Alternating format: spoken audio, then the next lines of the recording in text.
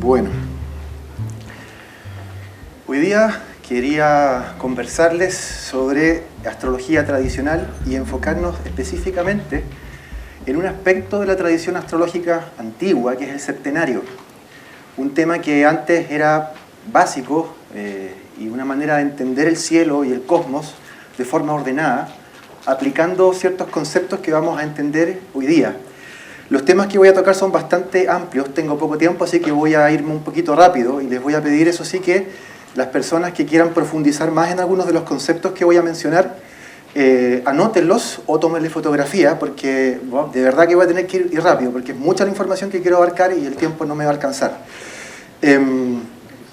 Bueno, si los astrólogos queremos saber quiénes somos, primero tenemos que saber de dónde venimos. Y existe en la modernidad, desgraciadamente, un cierto desprecio por la historia y por la tradición que se debe a nuestros prejuicios culturales. Y vamos a hablar de eso, de los prejuicios. Y lo primero que yo les quiero pedir para poder hacer esta ponencia es que por un momento suspendan todos sus juicios, suspendan todo lo que creen que saben de astrología, suspendan todo lo que creen que saben de esoterismo y de qué se trata la espiritualidad. Por un momento les voy a pedir que partamos todo de cero, todo de nuevo. Porque si no hacemos eso, vamos a vernos muy complicados para entender lo que viene. Yo sé que es difícil porque estamos inmersos en esto y es como estar en medio del mar. Muchas veces el pez no se alcanza a dar cuenta que nada en el mar y se pregunta, bueno, me dicen que estoy en el océano y yo no lo veo. Por eso les pido que mantengan la mente abierta frente a lo que les voy a plantear, porque tiene ese pequeño escollo. Para los que ya saben algo de astrología, me refiero, los que están estudiando, los que ya son astrólogos profesionales. Una cosa importante de esto es que lo que estoy buscando es simplemente abrirles el apetito por la tradición. No sé si lo voy a lograr, pero al menos lo intentaré. Y lo que pretendo hacer entonces es una iniciación a la astrología tradicional y vamos a tener inevitablemente que tocar algunos temas que espero no los aburran demasiado, particularmente asuntos de carácter filosófico, asuntos de carácter histórico. Yo sé que estas palabras suenan terribles, pero créanme que no son tan terribles cuando uno se mete en la historia, en la filosofía. Se puede hacer de manera un poco más amena, lo voy a intentar dentro de lo que lo pueda lograr, y también vamos a mencionar algunas cosas relativas a la matemática y cuestiones relativas también a la astronomía, que son importantísimas. Cuando un astrólogo quiere formarse de manera tradicional, a la antigua, necesita dominar esas 4 disciplinas: filosofía, historia, matemática y astronomía. Sin eso es más difícil, pero insisto, no es tan complejo como parece, no es tan complejo. Ahora, importantísimo también decir, ¿qué buscaban los astrólogos antes de 1700? Antes de que llegara el siglo XVIII. De ahí para atrás vamos a hablar.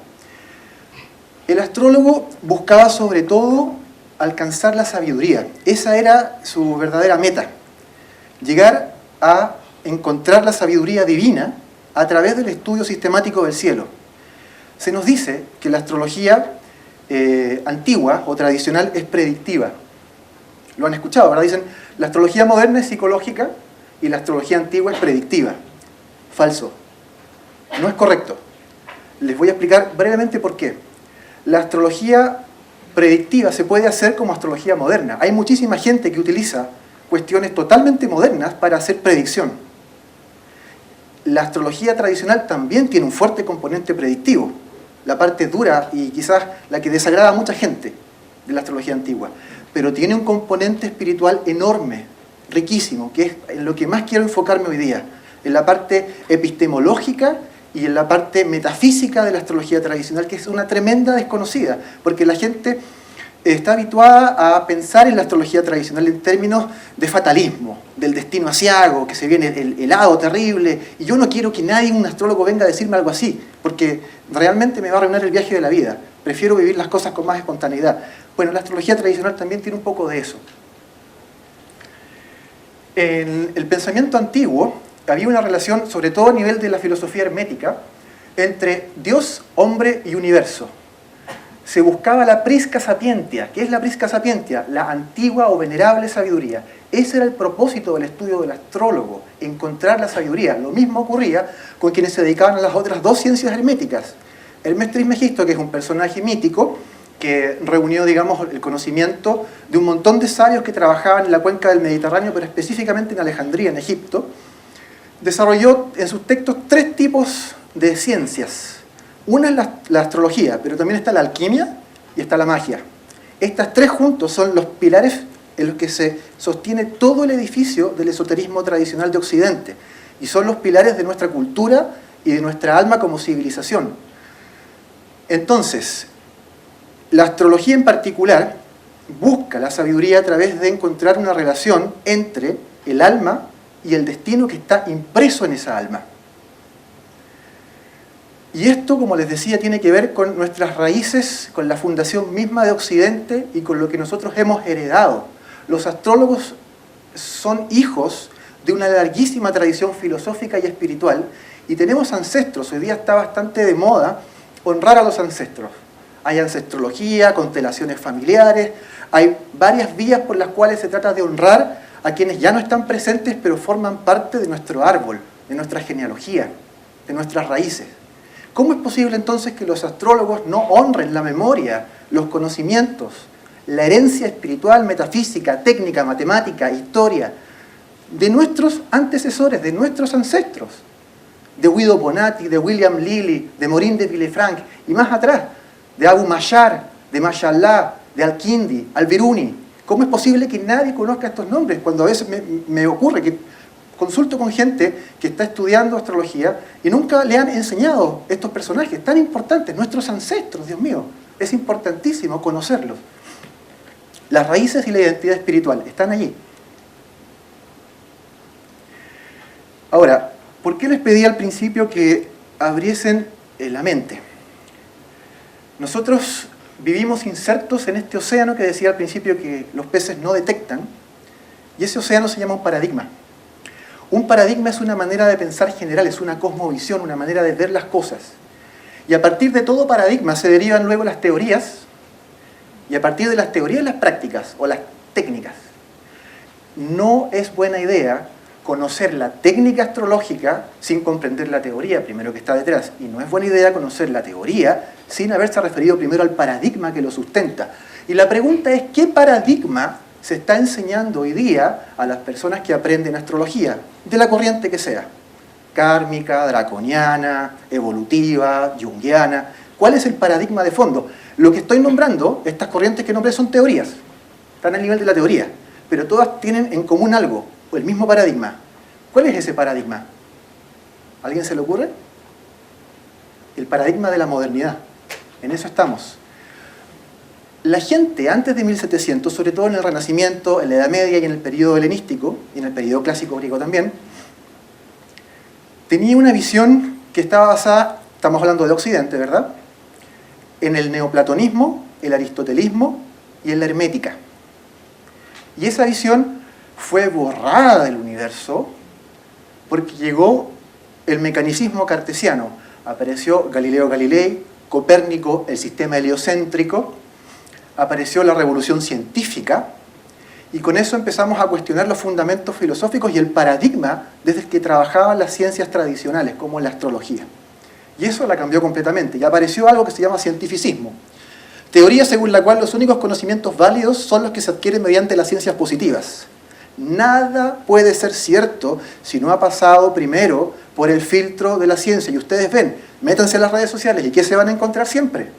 Se van a encontrar con que la NASA dijo tal cosa, científicos aseguran esta otra, un nuevo estudio prueba no sé qué cosa. Siempre tiene que pasar por el filtro del cientificismo. Y por eso, en las universidades al día de hoy no se puede enseñar astrología. Está proscrita, está prohibida, porque no pertenece al orden científico. ¿Se entiende? Luego tenemos la hegemonía cultural, que se refiere a cuando ciertas percepciones, creencias, ideas, supuestos, explicaciones y valores son considerados como estándar de validez universal y son impuestos a todo el mundo.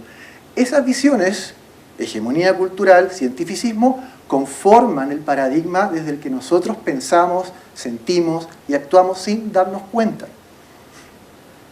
De manera que, para poder hacer astrología tradicional y comprenderla, es necesario un cambio de paradigma. Esa es la principal dificultad. No está en la técnica, no está en la matemática, no está en la historia, no está ahí. Está en el problema de cambio de paradigma. Ahora, ¿qué paradigma tenían los antiguos? El número como realidad última y trascendente. ¿Se acuerdan de Pitágoras? ¿Del colegio? Bueno, ¿qué enseñaba Pitágoras en la escuela de Crotona, donde tenía sus discípulos? Les enseñaba que toda esta realidad es una gran matrix, es una fantasía, lo que los hindúes llaman el maya. Y detrás de eso habían ciertos entes que eran reales, no nosotros, los números. Está la naturaleza, la materia, sometida al tiempo y al destino. Encima venían los daimones, que son los semidioses, son así como los ángeles, lo mismo que los ángeles en la tradición cristiana o judía. Encima de los daimones están los dioses, que ahí vienen a ser como los arcángeles, las potestades, los tronos divinos que están en la Kabbalah. Y encima de los dioses ya venían los números. Y los números son el principio raíz metafísico, el origen de todo cuanto existe, porque los números, decía Pitágoras, y luego esto lo repite Platón, los números son la realidad última y son la firma de Dios en la naturaleza. Cuando ustedes buscan el número phi o el número pi por todas partes y van viendo patrones, los Fibonacci, ¿qué es lo que se encuentran? Matemática, la firma de Dios en el universo. Por eso la matemática es bellísima, se los aseguro. Siempre hay una fobia frente a la matemática, pero cuando uno se mete a estudiarla, realmente es una maravilla, se los prometo. Es una maravilla si aprendes a mirar la matemática con estos otros ojos, como lo enseñaba Pitágoras, no como lo enseñaba ese viejo rancio que teníamos en el colegio. Ahora, digo entonces que es la firma de Dios porque es un lenguaje sagrado. Y la astrología era una función de la matemática. ¿Sabían lo que estudiaba el astrólogo antiguo antes de ser astrólogo? Estudiaba matemáticas. Es lo mismo que pasa ahora cuando alguien quiere ser astrónomo. Tiene que estudiar primero física, ¿verdad? Sin física no puede ser astrónomo. Antiguamente no se podía ser astrólogo sin matemática. ¿Pero cuál matemática estudiaba? Pues esta de la que les estoy hablando, la matemática sagrada. Y de la matemática se deriva una función que Pitágoras descubrió. Las ratios musicales. Las proporciones dentro del largo de una cuerda que, acortándola de manera matemática, con fracciones precisas, producen una escala musical armónica que suena hermosa. Pero si ustedes cortan la cuerda en cualquier parte, sin esa proporción matemática, va a sonar una cacofonía, algo horrible. Recuerden por favor esto que les estoy diciendo porque lo vamos a usar enseguida. La música de las esferas. Pitágoras decía que los astros, al moverse a través del éter, empujaban este éter generando verdaderas ondas, como un oleaje cósmico. Y a nosotros nos llegaba esa radiación musical, porque ese empuje, ustedes saben, el sonido es aire empujado, son ondas en el aire, empujaba las ondas del éter y producía música, música celestial. A eso le llamó la armonía de las esferas. ¿Cuántas notas tiene nuestra escala musical? ¿Alguien que lo diga? Son 7, ¿verdad? Recuerden ese número, porque lo vamos a usar mucho. Esta ponencia se llama el septenario hermético. La doctrina metafísica de las esferas era el universo geocéntrico que tenían los antiguos. ¿En qué consistía el universo geocéntrico? Está la Tierra al medio y alrededor hay 7 esferas concéntricas rodeando a la Tierra. Son esferas de cristal, esferas celestes. Y ahí están colgadas las estrellas móviles que ellos llamaban planetas. Planeta viene del griego planetes, que significa errante. ¿Por qué? Porque si ustedes salen al campo, no ven los anillos de Saturno, ¿verdad? Lo que ven es una estrella.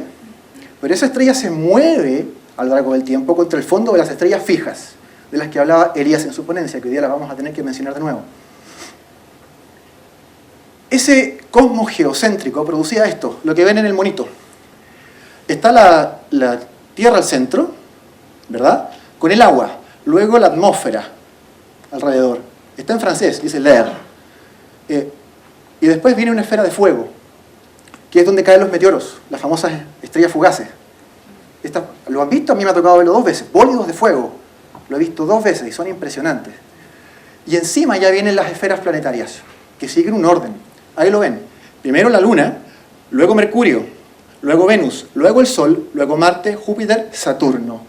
Y encima hay una 8ª esfera que es muy importante, la esfera de las estrellas fijas.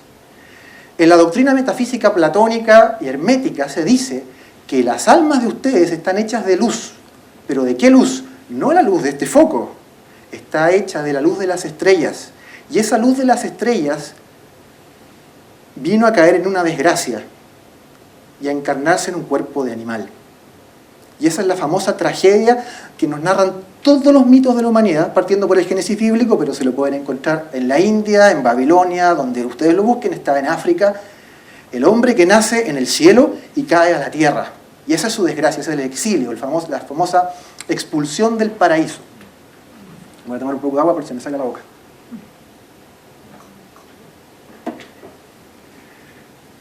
Entonces, ¿qué nos dice Platón en un libro que les recomiendo mucho? El diálogo famoso El Timeo. Cuando quieran estudiar astrología, háganme caso. Léanse El Timeo de Platón. Van a entender verdadera astrología en ese libro. Y ahí está esta cita, dice: el tiempo es la imagen móvil de la eternidad, fluyendo a través del número. Díganme que eso no es poesía. Pero al mismo tiempo, ¿saben qué? Es filosofía. No es tan terrible. Este es el famoso grabado del astrónomo de Albert Dürer, el famoso durero. Este grabado lo hizo en el año 1500 exactamente. Y fíjense, en el año 1500 todavía existía la astrología tradicional. Era la que se practicaba universalmente. Está sentado en una cátedra, así se llama ese tipo de asientos. De ahí viene la palabra catedral, donde se sienta el obispo. ¿Y qué es lo que hay detrás en el respaldo? Fíjense, están lo mismo que les mostré recién. Las 7 esferas celestes, ahí están los glifos planetarios. La luna está tapada porque le queda aquí en el trasero, pero suben, ¿no? Y encima la octava esfera de las estrellas fijas con el zodiaco, lo ven allá arriba. Ahora, ¿cómo nos llegó a nosotros toda esta cosmovisión? Desde los griegos dicen, llegó directamente. Mentira, no nos llegó directo, nos llegó a través de los árabes. Si no fuera por los musulmanes, estábamos fritos, todavía no estábamos tirando tomates y matando unos a otros. En Europa, al menos. La gente recibió el conocimiento y la erudición, la matemática, a través de la cultura árabe.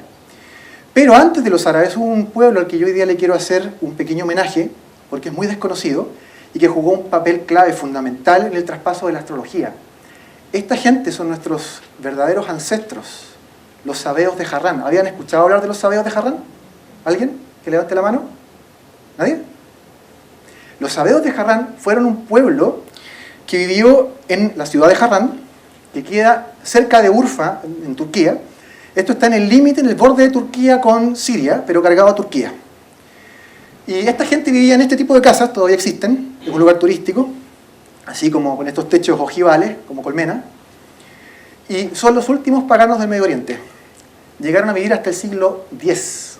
En el siglo X todavía existían paganos en Medio Oriente, pero los musulmanes los obligaron a convertirse al Islam, ya no quedan. Y ellos practicaban una religiosidad que fusionaba el politeísmo de Babilonia con una mirada filosófica griega. Y al mismo tiempo se convirtieron en enormes matemáticos, eran los mejores matemáticos de su época y los mejores astrólogos de su época, al punto de que los jalifas de Bagdad, que estaba al ladito, en el califato de Bagdad, los traían como los grandes sabios de la corte para iluminar el porvenir y mostrarle al visir y al califa qué es lo que venía.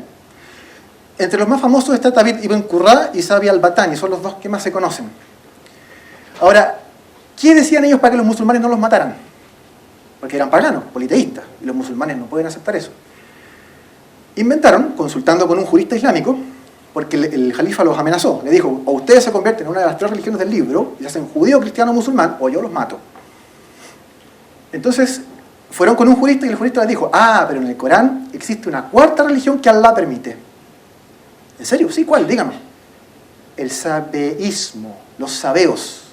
¿Y cuáles son esos? Nadie sabe, dijo. Todos los juristas discuten y dicen: ¿cuáles son los sabeos? ¿Quiénes son los sabeos? ¿Dónde están los sabeos? Y no existen, pero el Corán los menciona, está en una de las aliyas. Y los sabeos de Harrán dijeron, bueno, no se llamaban sabeos entonces, dijeron: ahí está, pues, vamos a hacer sabeos. Y chucha, pero tenemos que tener un profeta y un libro. ¿Qué mierda hacemos? Entonces dijeron: perfecto, nosotros tenemos un gran sabio que admiramos muchísimo y estudiamos sus libros. Vamos a decir que nuestro profeta es Hermes Trismegisto y nuestro libro sagrado, el Corpus Hermeticum. Otro libro que tienen que leerse, el Corpus Hermeticum. Y resultaba que justo, unos años antes, un gran filósofo y astrólogo árabe que residía en Bagdad, Al-Biruni se llamaba, fue el maestro de fue el maestro de Abu Mashar, había dicho en un estudio filosófico profundo que Hermes Trismegisto en realidad era el Idris que menciona, el profeta Idris que se menciona en el Corán, que equivale a nuestro Enoc, que está en el Antiguo Testamento como Enoc. Era el mismo. Entonces los sabios dijeron, maravilloso, seguimos a este profeta que tiene una ley revelada de Dios y el corpus hermético va a ser nuestro libro sagrado. Y con eso se salvaron. Por un tiempo, porque después ya no les aguantaron más y los obligaron a convertirse al Islam. Pero esta gente nos transmitió una cosa que se llama astroteología. Las religiones monoteístas dicen, no, eso es idolatría. Son idólatras de las estrellas. Podríamos decir que sí, que eran un poco idólatras de las estrellas en realidad. ¿Por qué no decirlo? Hoy día está de moda el tema astroteológico. ¿Han visto Zeitgeist? Bueno, pero la astroteología realmente no es eso. La astroteología era lo que hacía esta gente.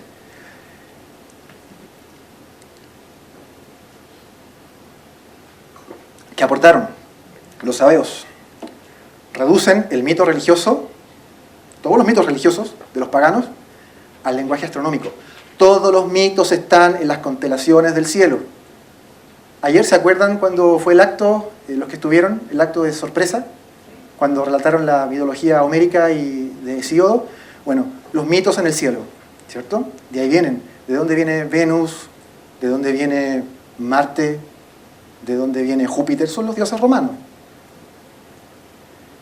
Pero también hicieron algo maravilloso. Crearon una astroteología, como generando una religiosidad universal por medio de esta reducción del mito religioso a la astronomía, evitando el culto que era muy corriente en esa época en Medio Oriente a las piedras, al río, a la montaña local, que hacía que la gente se peleara y se matara a las tribus.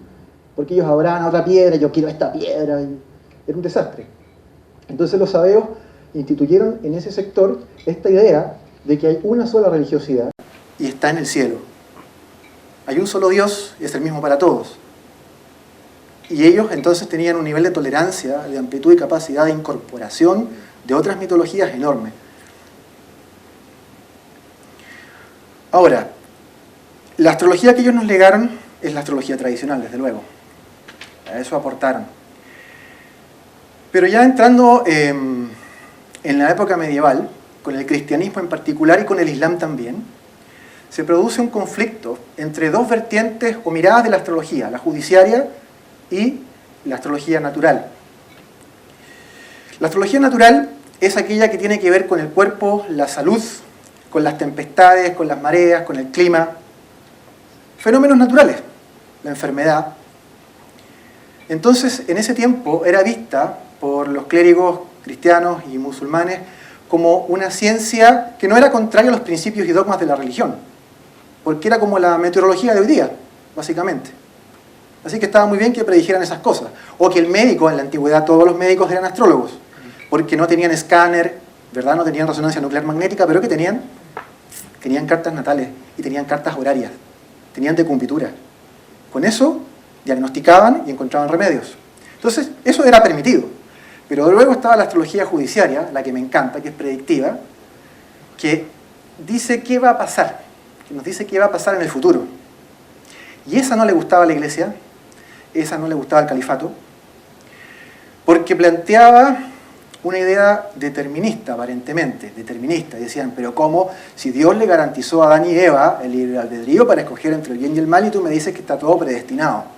Eso no es aceptable. Y hubo una gran batalla entre paganos y los padres de la iglesia por este tema. Y finalmente se impuso la idea del libre albedrío, que es profundamente cristiana, aunque ustedes no lo crean. La idea de que somos libres es profundamente judeocristiana, mientras que la idea del determinismo y del destino es profundamente pagana. Yo veo mucha gente que se siente pagana pero cree en el libre albedrío, es muy raro.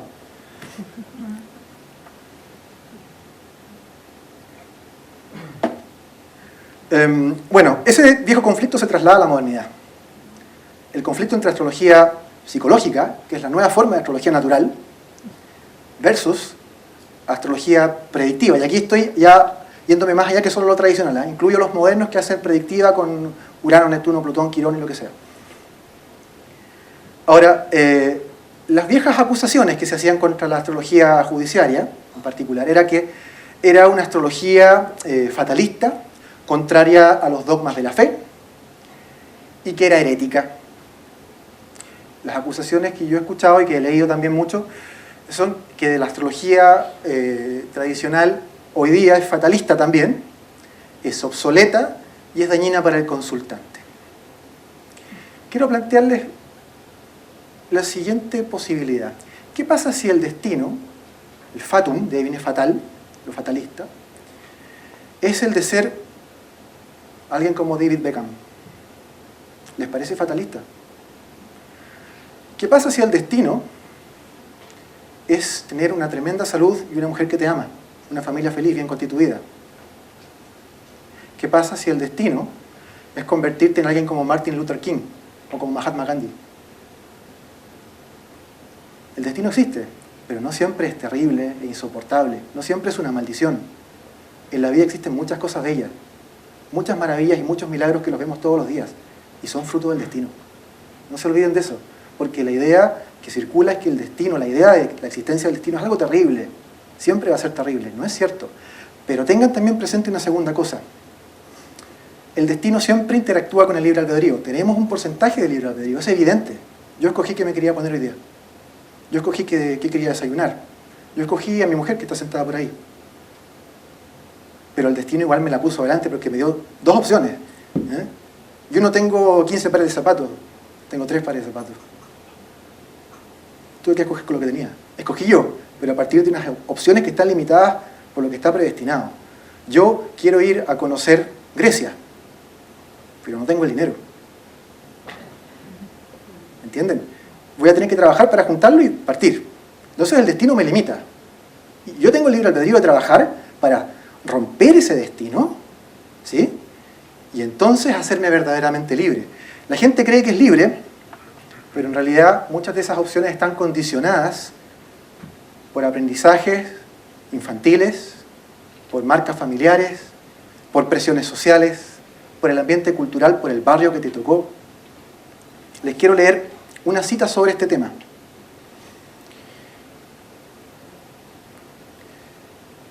Porfirio, filósofo neoplatónico, siglo III, dice: feliz es aquel que, habiendo aprendido la trama de su horóscopo, de la carta natal, conoce a su ángel guardián, llegando a liberarse del destino. Esa es la misión que tiene la astrología tradicional: mostrarle a las personas cuáles son los barrotes de su cárcel, pero además decirle qué trampa puede hacer para escaparse de la cárcel. Ese es el valor que tiene. Ahora, una frase que está tomada del Centiloquio de Ptolomeo, el famoso Claudio Ptolomeo, maestro de astrólogos, dice: el que sabe puede evitar numerosos sucesos de los astros, pues habiendo conocido su naturaleza, podrá prepararse a sí mismo antes de que lleguen. O sea, la astrología tradicional te dice cómo hacer trampa, te dice dónde está la puerta de salida. No te condena y te dice: ah, tú vas a enfermarte, vas a ser pobre, tu mujer te va a dejar y tu vida será miserable. No, no es así. Te dice qué hacer para que eso no te pase, por dónde caminar, por dónde soplan los vientos para que tú, como capitán de tu barco, dirijas tus velas y aproveches ese viento para impulsarte donde tú quieres ir. Se trata de una lucha por la libertad.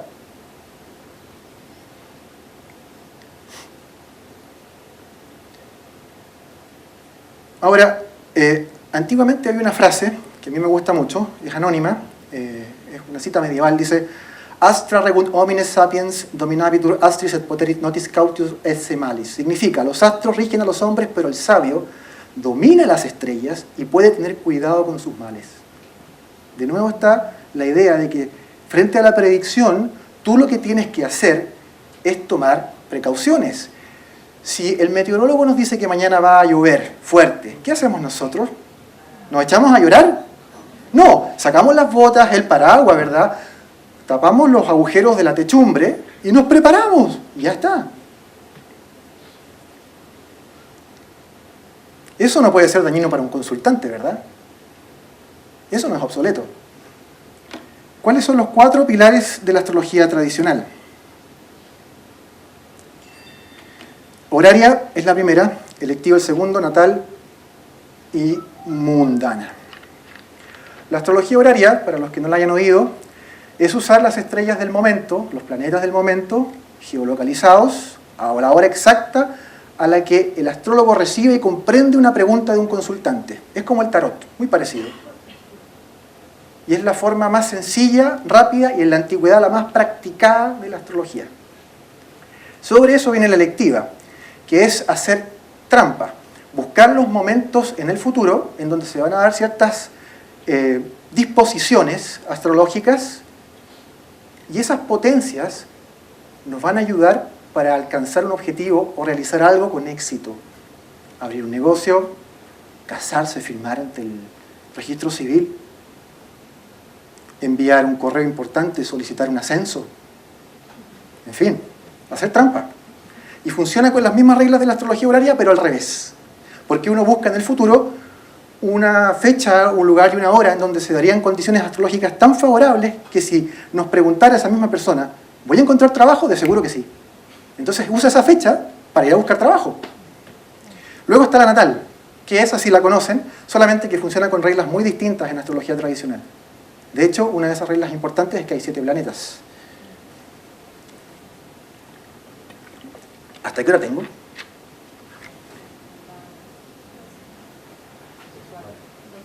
¿Llevo media hora? Sí, llevo media hora. Ya, estamos bien. Y luego tenemos la astrología mundana. Aquí tenemos a una persona que sabe muchísimo de mundana y les recomiendo que vayan hoy día a su ponencia. Adolfo, que está sentado allá, el peladito igual que yo. No se la pierdan, por favor.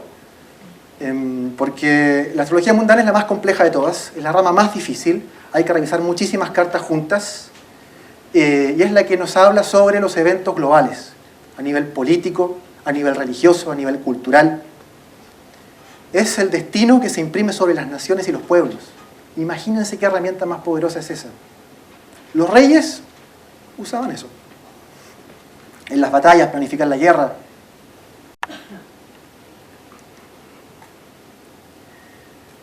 Ahora, divergencias entre astrología moderna y tradicional. Bueno, como les estaba diciendo antes, la astrología tradicional tiene una relevancia, le da mucha más preponderancia a la matemática y a la astronomía, a la observación directa. Elias Molins, que está sentado allá, en su ponencia hizo mucho hincapié en eso. También posee entonces una relación observacional con el firmamento. Es muy importante que un astrólogo pueda salir al campo de noche y al menos nombrar las estrellas o reconocer las constelaciones. No podemos siempre ser astrólogos de computadora. Tenemos que tener una relación real, un vínculo, incluso a nivel afectivo con el cielo, con el famoso territorio del que hablaba también Elías. No podemos estar siempre mirando el mapa y no conocer el territorio, que está ahí arriba, el territorio celeste. Pero además tiene, la astrología tradicional digo, una doctrina metafísica más que psicológica. Se los voy a demostrar. De nuevo, última cita, les prometo que no hay más. Sí, yo sé que esto da un poco de lata, pero tengo que hacerlo, porque de verdad que es para que me crean, ¿eh? Plutarco, vivió entre el siglo I y el II. Era un místico neopitagórico, fue sumo sacerdote en el templo de Delfos, imagínense lo importante que era para el mundo griego, interpretaba la pitonisa, y escribió lo siguiente sobre la doctrina metafísica de las esferas que recién veíamos, y sobre el alma. La misión del alma. Antes de leerlo, ¿cuál es el mayor destino que tenemos todos? La muerte. Todos estamos destinados a morir. ¿Quién se va a escapar de eso? Nadie. Hay algunas partes del destino que son inevitables. La muerte es una. Pero hay otra que es inevitable y que es la más maravillosa que tiene el destino. Retornar al Creador. Retornar al Creador. No hay ninguna otra cosa más importante y está predestinada. Las almas tienen que volver, después de su caída, al lugar de origen, a la luz celeste de la que está hecha el alma. Eso es el destino, Dios mío, no es otra cosa. Leo a Plutarco. La luna es la morada de los hombres después de la muerte, donde llevan una vida que no es divina ni bienaventurada, pero está exenta de preocupaciones hasta su segunda muerte, ya que el hombre debe morir 2 veces. El hombre es un ser compuesto, pero no solo de 2 partes, cuerpo y alma, sino de 3, cuerpo, alma y espíritu. Es tan erróneo considerar al espíritu una parte del alma como creer que el alma forma parte del cuerpo. Tan superior es el espíritu sobre el alma como es el alma sobre el cuerpo. 3 elementos constitutivos conforman al ser humano. La tierra suministra el cuerpo, la luna el alma, el sol el espíritu, y ello en armonía con lo que acontece en la naturaleza, donde la luna recibe la luz del sol. Cuando el hombre muere, empieza por dejar su cuerpo a la tierra, pero persiste el lazo entre el alma y el espíritu. La separación entre cuerpo y alma se efectúa rápida y violentamente, pero entre el alma y el espíritu se produce lentamente. Esa es la segunda muerte. Cuando esta alma fallece, tiene que atravesar las 7 esferas hacia arriba para retornar a la octava, la de las estrellas fijas, y morar junto a los dioses y contemplar desde allí lo que está encima de la octava esfera, que son los números que reciben en la mente de Dios. Esa era la doctrina espiritual y metafísica de la astrología en la antigüedad. Como pueden ver, no es psicología, no es inconsciente colectivo, no es desarrollo personal, es algo mucho más, disculpen la palabra que voy a usar, mucho más profundo.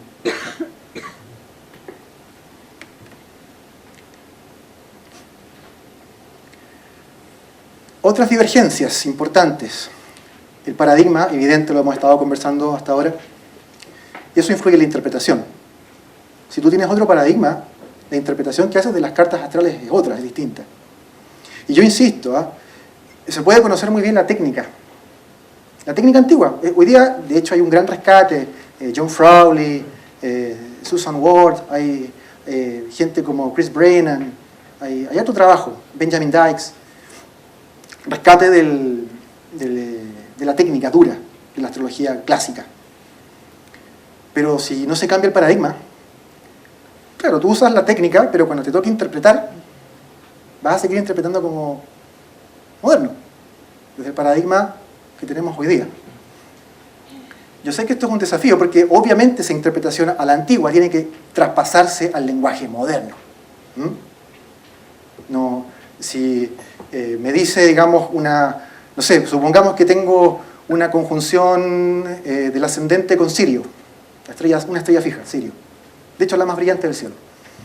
¿Y qué dice Sirio? Nos dice que mordedura de perros, muerte por mordedura de perros. Lo más probable es que yo no me voy a morir porque me muerda un perro. Puede que me muerda, en efecto, pero hay antibióticos, ¿sí? Entonces tengo que adaptar la interpretación al tiempo actual, desde luego, a las realidades de hoy. Entonces, puede ser que me muerda un perro, pero claramente no me voy a morir de eso, ¿sí? La domificación. Hay sistemas nuevos, como el topocéntrico o el Koch, que están de moda. Los antiguos usaban sistemas distintos de domificación. El sistema de casas, eso es la domificación, ¿sí? Las 12 casas. Yo uso el Alcabitus, que es un sistema árabe, antiguo, pero hay otros. Regiomontanus es bastante bueno. El Plácidos también es bastante bueno. Es renacentista, es un buen sistema y es bastante común. Pero es un sistema antiguo, como del 1600 y tanto. Los orbes, esto es muy importante, no se me puede olvidar mencionar esto, los orbes planetarios. La astrología moderna y los softwares de astrología moderna, por defecto, traen los orbes para los aspectos, y no, los orbes son para los planetas. La gente dice, bueno, tenemos un aura, yo tengo un aura, ustedes tienen un aura, y esa aura irradia hacia una cierta distancia y luego ya no. Ese es mi orbe.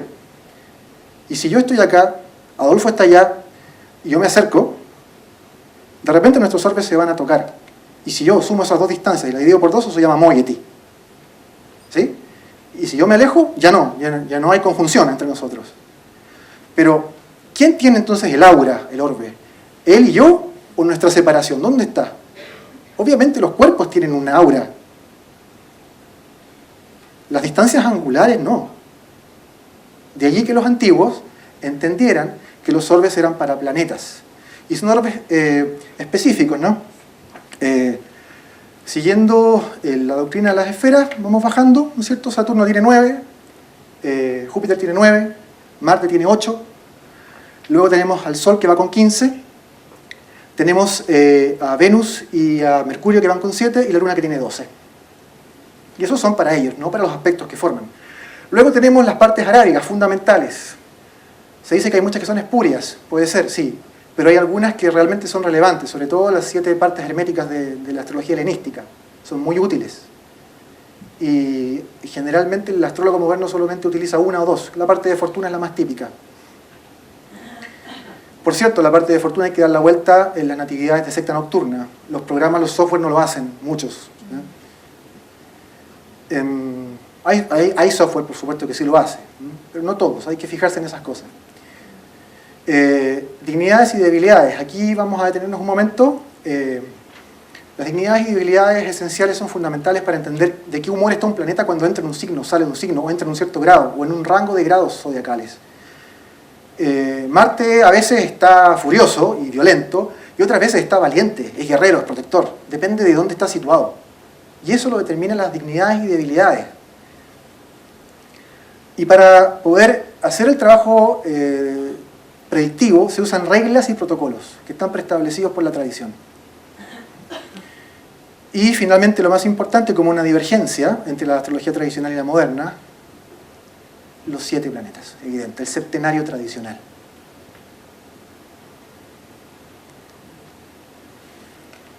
Esto que están viendo en pantalla es una tabla de dignidades esenciales, dignidades y debilidades. Con esta tablita, la misma que está acá, trabaja un astrólogo tradicional. Sin esto no puede hacer nada.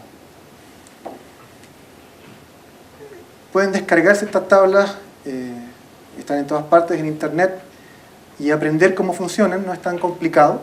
Y el software se puede programar para que funcione de acuerdo a los protocolos de astrología tradicional, no hay problema. Pero es importantísimo considerar esto, porque los cambios de humor en las personas son fundamentales. Yo cuando me levanté con el pie izquierdo soy otro, ¿cierto? Entonces las dignidades son lo mismo, es con qué pata se levantó hoy día el planeta, de qué humor anda, con qué predisposición, cómo se relaciona con los otros cuando entran aspectos. Los aspectos que usamos los astrólogos tradicionales, por cierto, son los tolemaicos, ¿no es cierto? No usamos ningún aspecto kepleriano, moderno. Y los aspectos, bueno, tienen variedades, pueden ser diestros o siniestros, según si van en el sentido de los signos zodiacales o en contra, cuando se van perfeccionando. Pueden ser, obviamente, partiles o pláticos, según si están en el mismo grado o en grados distintos. Y pueden ser aplicativos o separativos, muy importante en la astrología horaria eso. O sea, si se están perfeccionando o ya fueron perfectos y ahora se disuelven. Aspectos que se están disolviendo, los separativos es algo que ya pasó y ya no va a pasar en el futuro, digamos. Ya fue. Entonces ya no nos sirve para predecir.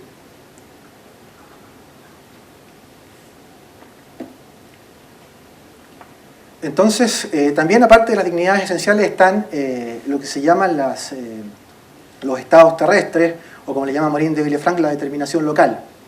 Y es que según en qué casa cae, con quién se aspecta, qué es lo que está haciendo ese planeta. O sea, primero nos dice la dignidad, o estado zodiacal le llaman también, de qué humor está. Y luego la determinación local nos dice, pero desde ese humor, ¿qué es lo que va a hacer? ¿Sí? Afecta a nuestro dinero, a nuestra salud, a nuestra pareja, a nuestras amistades, a nuestro trabajo, a nuestras mascotas. Porque incluso se puede ver temas de mascota en una carta, ¿no? Hay de todo ahí.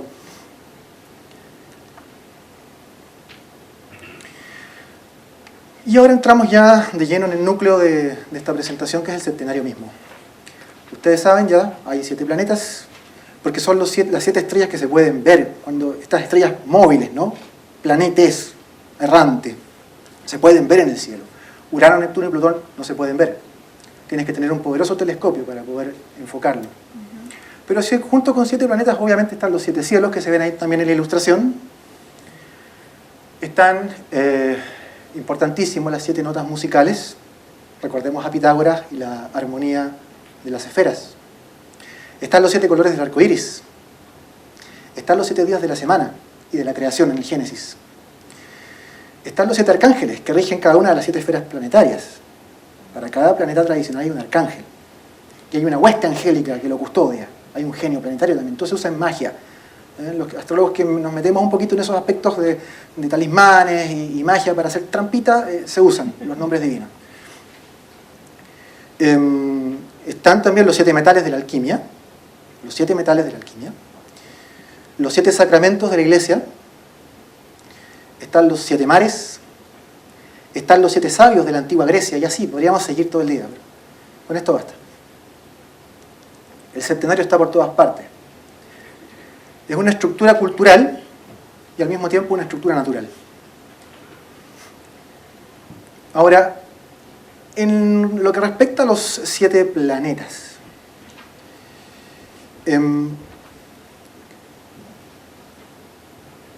Guido Bonatti, en el Liber Astronomiae, le llama esto la esencia de los planetas, le llama el esse en latín.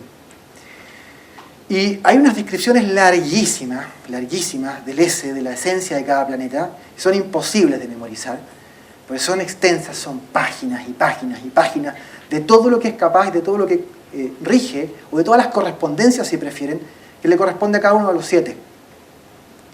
Yo aquí hice un resumen, pero así ya esencial, ¿ya?, para poder transmitirlo en un par de minutos nada más, de cada una de las potencias o fuerzas que representa cada uno de los planetas del septenario.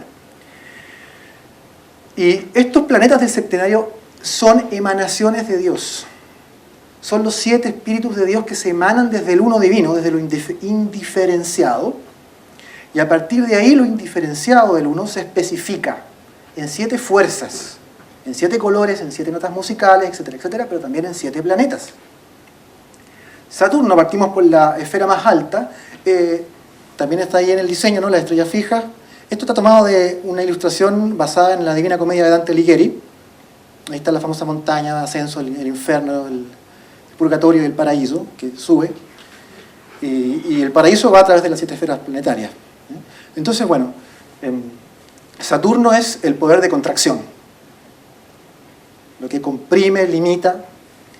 Júpiter es lo contrario, la expansión, lo que desarrolla, la magnanimidad. Luego Marte, que es la separación, lo que corta, como un escalpelo, como un bisturí. El Sol es la magnificencia, es la realeza. Venus, la atracción, el eros. Mercurio, la adaptación, el ingenio, la astucia. La Luna, la generación, el poder reproductivo, la nutrición. Y con eso, usando esta tablita, se puede hacer de todo. Sumemos a eso estrellas fijas, partes arábigas, la diferenciación entre los aspectos. Se puede hacer mucho. Es como en el minimalismo. Menos es más. Pero hablemos de más. Hablemos de que más es más. Estos son planetoides transplutonianos que se han descubierto recientemente en nuestro mismo sistema solar. No están todos, por cierto, y salen unos poquitos. Ahí, por ejemplo, falta Sedna, falta Quaoar, pero está Haumea, Eris, está Makemake. Le pusieron nombres de divinidades hawaianas, muy extraños. Son excentricidades de la NASA.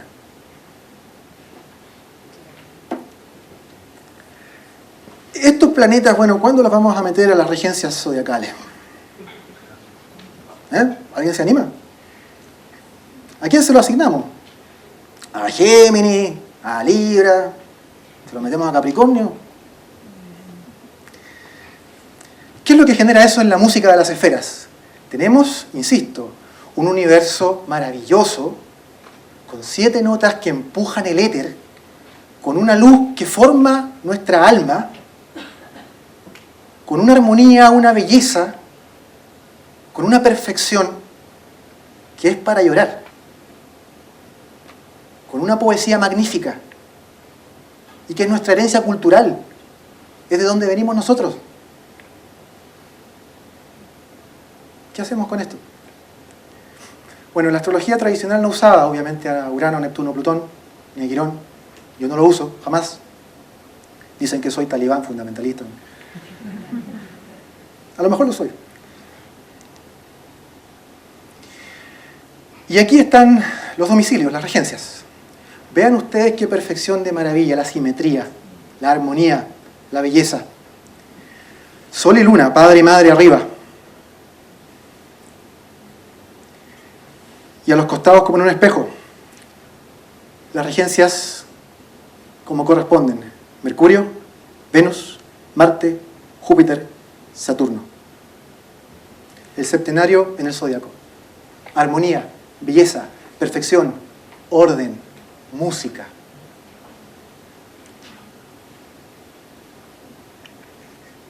Conceptos fundamentales. Diferenciar, ya ahora nos metemos en una parte un poquito más técnica, no tan filosófica.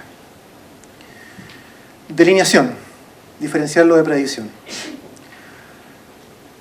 Esto es sobre todo válido para la astrología natal y en parte para la mundana. Primero, el astrólogo mira un radix, mira una figura natal y hace una delineación, dice qué va a pasar, qué le va a pasar a esta persona, qué le trae el destino. Y bueno, por supuesto, cómo se lo puede arreglar, qué puede hacer al respecto, ¿no? Pero eso es delineación. Después viene una segunda etapa que es más compleja, donde la técnica matemática es más exquisita. Por suerte tenemos los ordenadores, que eso es una cosa que yo le agradezco mucho a la modernidad. Yo, la primera carta astral que hice, tenía 13 años, la hice con una efeméride y una tabla de casa, a mano, horrible. Se demora como 1 hora, ¿no? Me espanto. Esto es una maravilla, yo se lo agradezco. Yo no digo que la modernidad sea entera mala. Sí, me declaro antimoderno, de frontón, en muchos aspectos, igual que mi amigo Jorge que está ahí. Si quieren insultar a alguien, también pueden agarrarlo a él. Pero hay cosas de la modernidad que son maravillosas, como esta. Miren una carta, levantar una figura astral así, no, maravilloso. Pero bueno, eso queda en la etapa de delineación. ¿Qué va a pasar? ¿Qué le va a pasar a esta persona? Después viene la predicción, que es decir, ¿cuándo? ¿Cuándo? Sincronizar los cronocrátores, sincronizar los significadores y los promisores para decir cuándo llega la fecha en que eso que dijimos que iba a pasar, va a pasar. El tarot no puede hacer eso. Las runas no pueden hacer eso. ¿Cierto? La borra de café no puede hacer eso. Las conchitas no pueden hacer eso. La astrología sí. Porque es un reloj cósmico. Te dice cuándo.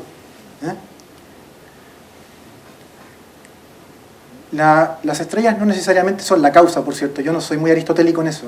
Eso de los rayos estelares, de Alquinde, yo no me lo trago mucho. Sí pienso que el reloj marca la hora, pero el tiempo no lo produce el reloj. Los astros marcan el destino, pero no lo producen.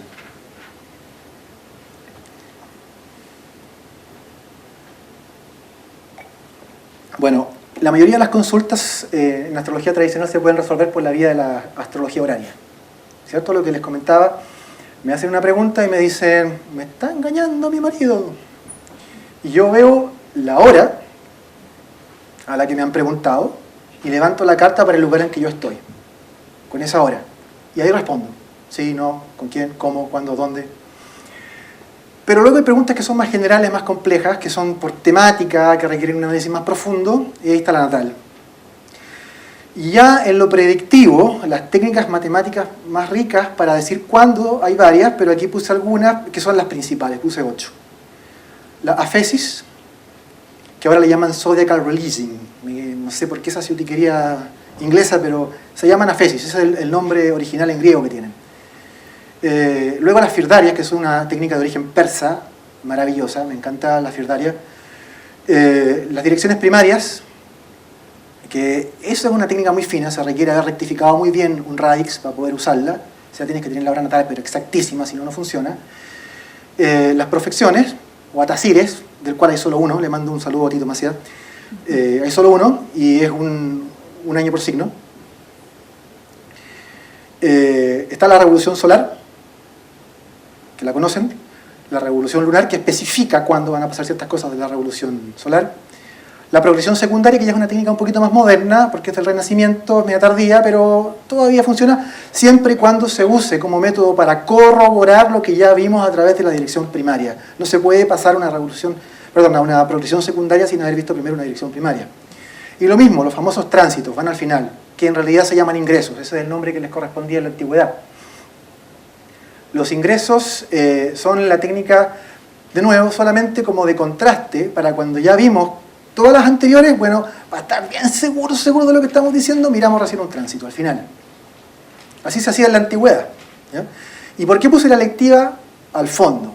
Porque cuando ya vimos qué es lo que va a pasar, podemos escoger momentos para hacer trampa. Si usted tiene un destino hacia algo, bueno, búsquese una carta en el futuro en donde pueda hacer ciertas cosillas, como los talismanes astrológicos, como cierta magia, en donde se pueden desviar o potenciar ciertas influencias para que le peguen mejor.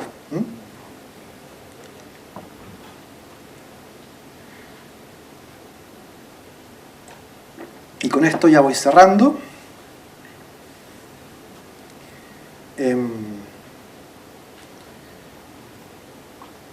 ¿Cómo le llamaban los antiguos a las cartas? Radix, exacto. Raíz significa en latín, raíz. Bueno, es bien simple. Por ejemplo, una carta natal es la raíz, el mapa celeste que hace de raíz, para después ver otros mapas más adelante, por ejemplo, usando estas direcciones o progresiones a partir de esa raíz. Se le aplica matemática y se modifica esa raíz y se va avanzando por el tronco hasta las ramas. Pero yo quería insistir en lo importante del concepto de raíz. También, cuando miramos un radix, estamos mirando nuestra raíz en el cielo. De dónde venimos y hacia dónde vamos. Y los astrólogos tienen que tener claridad en eso. Porque si solamente se están fijando en los asuntos psicológicos del sujeto, está muy bien, está muy bien. Yo, de hecho, soy psicólogo clínico, de profesión también. Y hago psicoterapia hace 10 años ya. Y trabajo con eso. Y sé lo importante que es lo psíquico, lo emocional. Soy absolutamente consciente a nivel profesional de la relevancia que eso tiene. Yo no lo puedo negar. Lo que estoy diciendo es que también no nos tenemos que olvidar de lo importante que es el mundo objetivo. De que la realidad también existe. No todo son proyecciones. No todo son arquetipos del inconsciente. No todo es psicológico. La realidad también está allá afuera. ¿Cierto? El jueves me vine a juntar al almuerzo con Elías. Almorzamos, pasamos una tarde muy agradable. Era la primera vez que nos conocíamos en persona. Y me devolví a Viña del Mar. Había dejado mi auto estacionado en el subterráneo del terminal de buses de Viña del Mar. Allá vivo yo. Pagué los 6.000 pesos que me cobra la protección de mi automóvil. Pero yo sabía una cosa. Ese día estaba en una fibridaria nefasta, dentro de un periodo de fibridaria nefasta, que coincidía con una progresión secundaria de Saturno retrógrado metido en conjunción partil con mi Saturno natal en la casa séptima en Libra. Antiguamente la casa séptima, entre otras cosas, entre el matrimonio, ¿no es cierto?, los socios, los enemigos conocidos, ponía ahí también a los ladrones. ¿Pueden creer que me han roto la chapa, me abollaron la puerta, me robaron la radio, me arañaron el panel frontal del auto?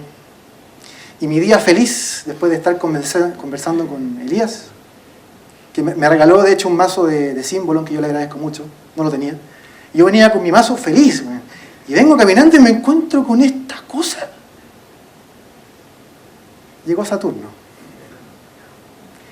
Eso es psicológico, me lo inventé yo. Es una proyección de mi inconsciente.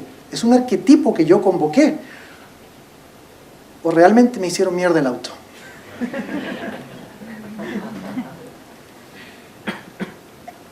Insisto, no estoy negando la psicología, soy psicólogo, se los repito. Estoy diciendo que la realidad existe. Estoy diciendo que si yo ahora le doy una patada en la cabeza a alguien, le va a doler porque la patada es real, no porque se lo esté imaginando, porque es una fantasía de su inconsciente. Entonces tenemos que volver a la raíz, a la astrología antigua. Tenemos que conocerla. A lo mejor no la vamos a practicar, pero al menos conocerla. Para no estar hablando pavadas de repente. Porque yo conozco gente que habla pavadas contra la astrología tradicional, porque no la conoce. porque no se ha tomado el tiempo de estudiar los clásicos. Y eso es una deficiencia gravísima. Pero bueno, volviendo a algo un poco más positivo. Ahí hay una palabrilla en griego. Dice anamnesis. Y es una palabra hermosa que usa Platón en sus diálogos. La usa mucho en el Timeo, de hecho. Significa recordar, hacer memoria. ¿Recordar qué? ¿Hacer memoria de qué? Al menos de dos cosas en el contexto de la astrología. Hacer memoria y honra a nuestros ancestros, a lo que nos legaron nuestros abuelos, a la sabiduría, a la prisca sapientia de esa gente. No despreciar, porque nos creemos modernos, que la sabemos todas, que ahora sí tenemos ciencia, ahora tenemos ordenadores. Los antiguos no sabían nada, pobre gente, fatalista. Honrar la memoria de nuestros ancestros, astrólogos. Anamnesis, recordar. Recordar de dónde venimos como astrólogos. Y la segunda, recordar de dónde venimos nosotros como seres humanos. Más allá de la esfera de Saturno, pero hoy día condenados a vivir en la región sublunar, condenados a las miserias de un cuerpo animal, que tiene que ser alimentado, que necesita sexo, que necesita sueño, que se estresa, que se enferma, que se muere. Nosotros que éramos dioses inmortales, hechos de pura luz de las estrellas, ahora humillados a esto. Tenemos que recordar de dónde venimos.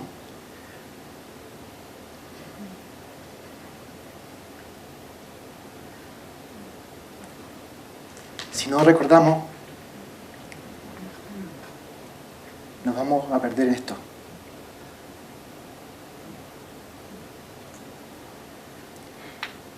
Mi ascendente Piscis me está haciendo mierda este momento.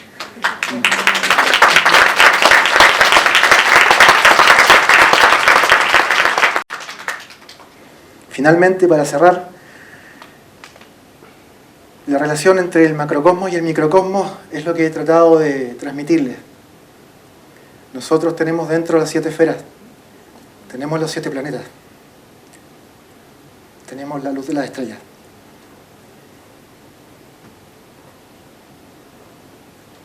Dios, hombre, universo. Muchas gracias.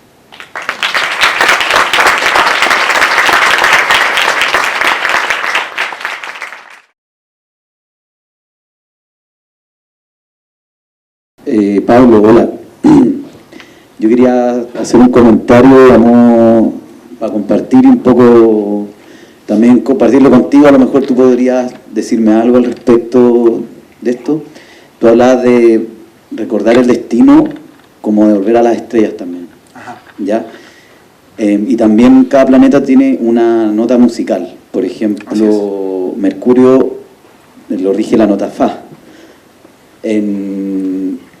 Cuando encontraron o descubrieron, mejor dicho, los planetas transpersonales, por ejemplo, Urano vibra en la nota Fa una octava superior a Mercurio. Correcto. Entonces, a mí me sugiere, con lo que dijiste de recordar ese destino hacia arriba, justamente que a medida que aparezcan planetas que vibren una octava mayor, al ser una frecuencia más corta y más liviana, ayuda a esta ascensión a nivel macrocosmos, de volver a un origen.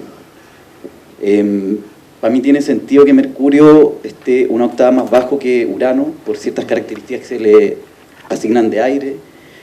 Me hacen, por ejemplo, Escorpión, regido por Plutón y por Marte, que también están por la misma nota, pero por una octava. A modo como de compartirlo como idea y todo, más allá de si los planetas transpersonales o no están fuera o no del tema, me refiero como un tema de vibración de notas y de que quizás también hay otros planetas que también comparten otras notas, asimismo con planetas del origen o de los antiguos, y que quizás sería bueno tomarlo como una cosa de ascensión global ya a nivel más macrocosmo planetaria. No sé, es como una idea que tengo, me hace sentido, Me dio mucho sentido, yo andaba con esto dando vuelta y me dio mucho sentido cuando comentaste eso del segundo destino.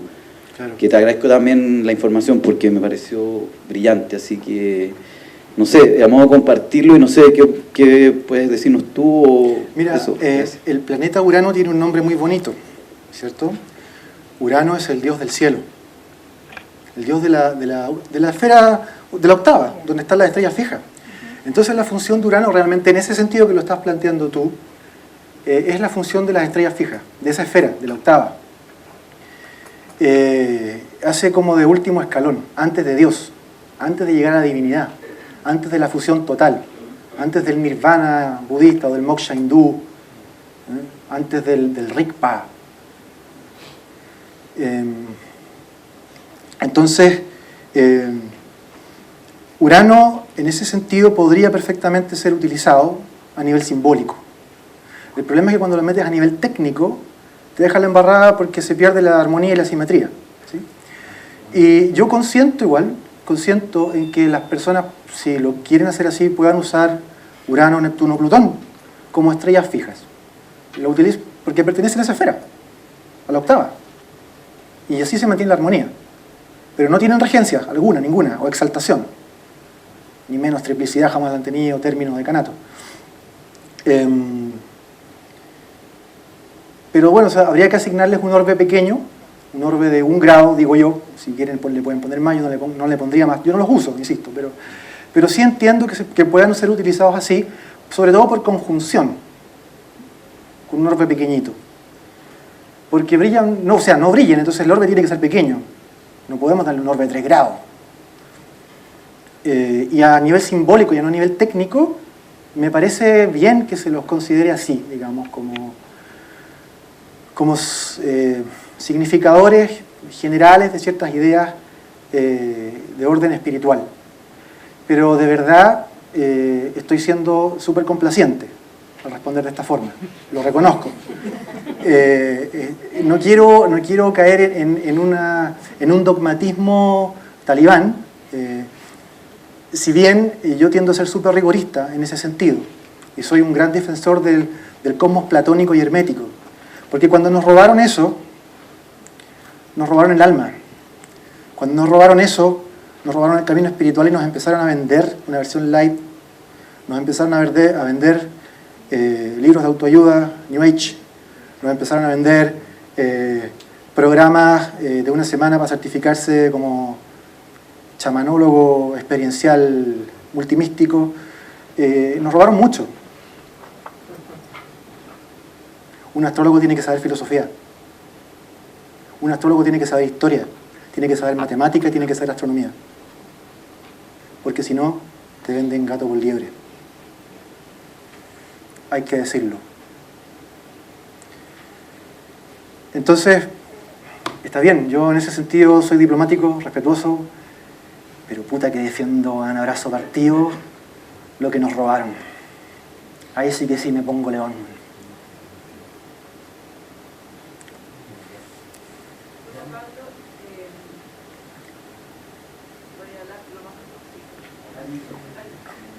Sí, me voy a parar para escucharte mejor, por si acaso, y para verte.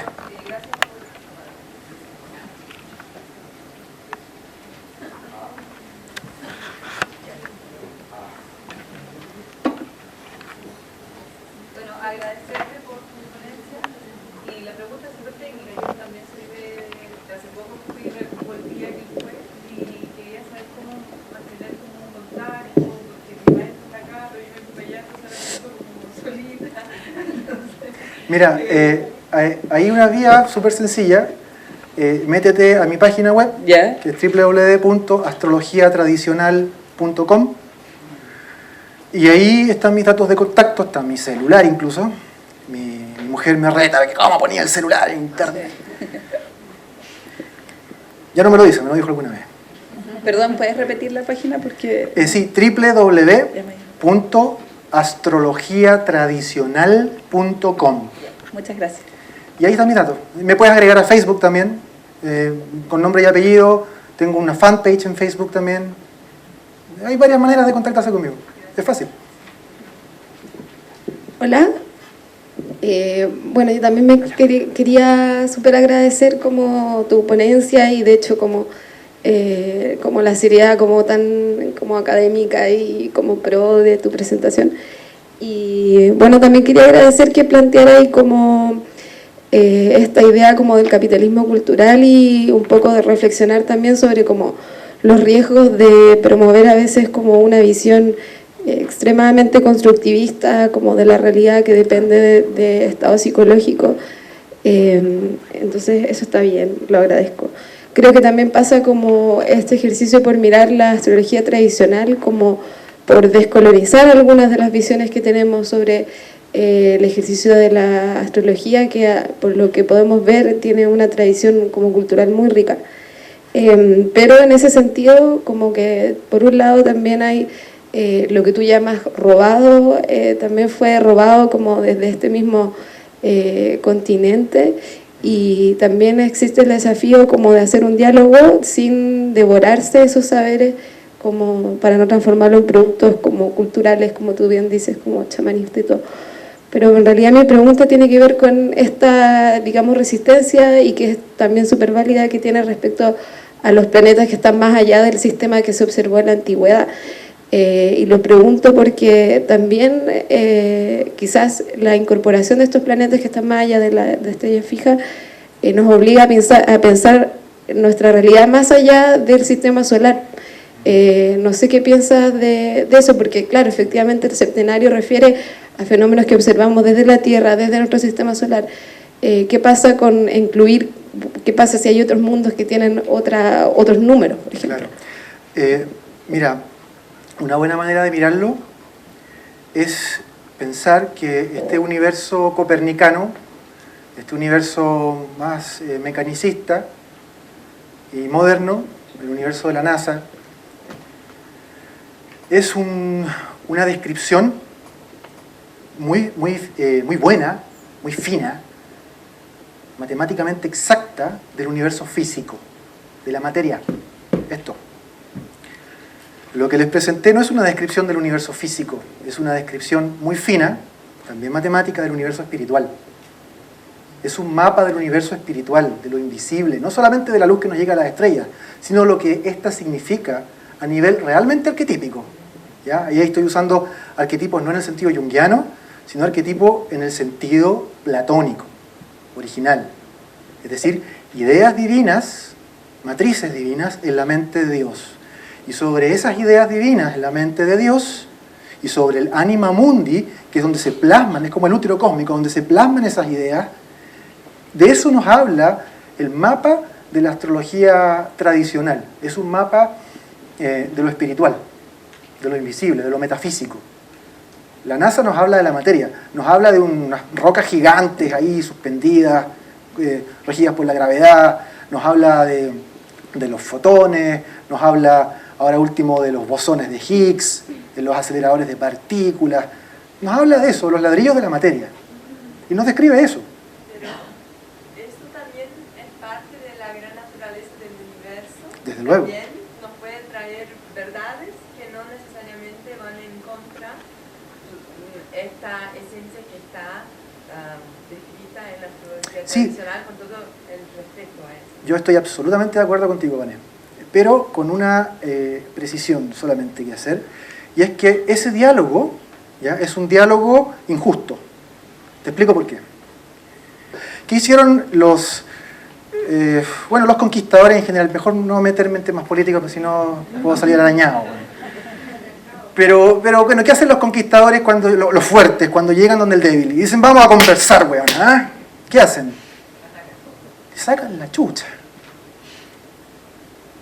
Entonces, ¿qué hace la ciencia hoy día cuando dialoga con la astrología tradicional? Cuando dialoga con la alquimia, los químicos. Hablen con un químico de alquimia. Hablen de astrología con un astrónomo. Hablen de magia con un filósofo moderno. Ahí está el honorar de verdad. Si hay un diálogo justo, con igualdad y respeto, maravilloso. Yo estoy de acuerdo, soy el primero, yo me pongo, me ofrezco. Pero si me vas a decir lo que está pasando en la realidad es que vienen los físicos cuánticos, vienen los astrónomos, vienen los biólogos, como Richard Dawkins. ¿Han escuchado a Dawkins? Por favor, vean a Richard Dawkins, ateo, materialista, consumado, es un tipo pero intolerante absoluto, y dice que Dios y la religión son veneno, y tiene programas documentales, lo financian ONG, una cosa tremenda. Bueno, con esas personas no se puede dialogar, evidentemente, porque ellos tienen el cientificismo en la cabeza. La única manera de explicar la realidad es la ciencia positiva, con su método, ¿cierto? Todo lo demás es mentira, es charlatanería, es brujería, son tonterías, imaginación. Entonces no puede haber un diálogo frente a eso. Pero sí, las porciones del universo que nos van expandiendo la ciencia nos enriquecen. Nos enriquecen. Lo que no nos enriquece es la prepotencia. Una pregunta volviendo atrás. Cuando dijiste que había una muerte del alma, Sí. después venía el espíritu, desde la concepción antigua, tradicional, ¿me puedes explicar la diferencia entre el alma y el espíritu? Súper buena pregunta. Estamos aquí usando el lenguaje de Plutarco, que era al que cité. En algunas fuentes filosóficas se da vuelta, hay que tener ojo con eso. Porque de repente alma y espíritu, depende del autor si lo usa el par arriba o abajo, lo van dando vueltas. Pero en la tradición occidental es más común poner el alma encima del espíritu. El espíritu sería una realidad intermedia, pero como Plutarco lo usa es al revés. ¿Ya? Entonces vamos a usarlo como lo dijo Plutarco, para entenderlo en el contexto de la cita. El cuerpo, partamos por ahí, la base fundamental, pero es, digamos, la parte densa y mortal. Después, encima está el alma, que vendría a ocupar el lugar de lo psíquico, lo psicológico. El nivel psíquico, el nivel intermedio. Y por eso, cuando hacemos una astrología psicológica, estamos hablando del nivel intermedio. Y yo he visto mucha gente que dice que hace astrología espiritual. Yo no tengo nada que ver con esas cosas predictivas, esto es espiritual, porque es junguiano. Tienen un problema ahí. Ken Wilber habla de la falacia pretrans. Está muy relacionado ese tema con esto. Confundir lo espiritual con lo psíquico. No son lo mismo. Lo psíquico pertenece al alma. Y el espíritu que está encima es lo espiritual, te lo dice la palabra. Espíritu es lo espiritual. ¿Cómo se decía alma en griego? Psique. De ahí viene psicología. El alma, la psique, es lo intermedio, lo psíquico, lo emocional, nuestro ego, nuestros procesos internos. Y ahí trabaja el desarrollo personal. Ahí trabaja la autoayuda. Ahí trabaja la psicoterapia también. Pero es un proceso intermedio. No es lo espiritual. Porque lo espiritual está encima. Y nuestros cuerpos son distintos, ¿verdad? Nos vemos diferentes, altura, color, peso. El alma también, porque tiene características. Tiene marcas, tiene un carácter. Pero el espíritu tuyo y el espíritu mío son idénticos, como dos gotas de agua. ¿Sabes por qué? Porque vienen del mismo océano. Las aguas superiores de las que habla el Génesis. ¿Te acuerdas que el Génesis dice, y al principio Dios dividió las aguas arriba y abajo? Bueno, salgan al campo en la noche. Miren arriba. Van a ver un montón de puntitos luminosos, pero entre medio van a ver otra cosa. Van a ver un río. Lechoso, la Vía Láctea. En la doctrina platónica se enseña que cuando el alma asciende por las 7 esferas y llega a la octava, navega un río. Y a través de ese río se remonta hacia el paraíso. Este río es la Vía Láctea. ¿Sí? Y quienes hacen eso son aquellos que han matado su alma. Y ahora son puro espíritu. Y se pueden reintegrar a la divinidad. Porque ya no dicen yo o tú. Yo soy así. Yo tengo mi ascendente aquí, mi sol acá y mi luna allá. Entienden que esas son tus barreras. Son los barrotes de tu cárcel.